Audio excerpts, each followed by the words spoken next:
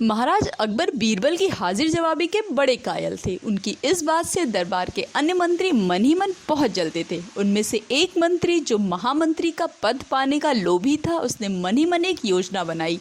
उसे मालूम था कि जब तक बीरबल दरबार में मुख्य सलाहकार के रूप में है, उसकी ये इच्छा कभी पूरी नहीं हो सकती। एक दिन दरबार में अकबर ने बीरबल की हाजिर जवाबी की बहुत प्रशंसा की। यह सब सुनकर उस मंत्री को बहुत गुस्सा आया। उसने महाराज से कहा, यदि बीरबल मेरे 3 सवालों का उत्तर सही सही दे देता है तो मैं उसकी बुद्धिमत्ता को स्वीकार कर लूँगा, और यदि नहीं तो इससे यह सिद्ध होता है कि वह महाराज का चापलूस है। अकबर को मालूम था कि बीरबल उसके सवालों का जवाब ज़रूर देगा, इसलिए उन्होंने इस मंत्री की बात स्वीकार कर ली। उस मंत्री के 3 सवाल थे। पहला सवाल उसका ये था कि आकाश पर कितने तारे हैं। अकबर ने फौरन बीरबल से इन सवालों के जवाब देने के लिए कहा और शर्त रखी कि यदि वो इनका उत्तर नहीं जानता है तो मुख्य सलाहकार का पद छोड़ने के लिए तैयार है।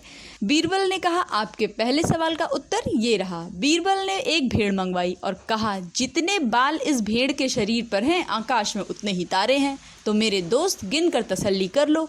बीरबल ने मंत्री की तरफ मुस्कुराते हुए कहा।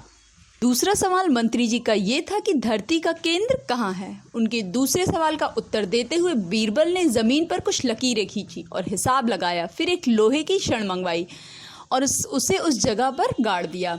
और बीरबल ने महाराज से कहा, महाराज बिल्कुल इसी जगह पर धरती का केंद्र है, चाहे तो आप स्वयं जचवा लें। महाराज बोले, ठीक है, अब तीसरे सवाल के बारे में कहो मंत्री जी। तीसरा सवाल मंत्री जी का ये था कि सारे संसार में कितने स्त्री और कितने पुरुष हैं। तीसरे सवाल का जवाब जरा मुश्किल था। बीरबल ने महाराज से कहा, महाराज क्योंकि इस दुनिया में कुछ लोग ऐसे हैं जो ना तो स्त्री की श्रेणी में आते हैं और ना ही पुरुषों की श्रेणी में। उनमें से कुछ लोग तो हमारे दरबार में भी उपस्थित हैं, जैसे कि ये मंत्री जी। महाराज यदि आप इनको मौत के घाट उतरवा दें तो मैं स्त्री और पुरुष की संख्या सही सही बता सकता हूँ।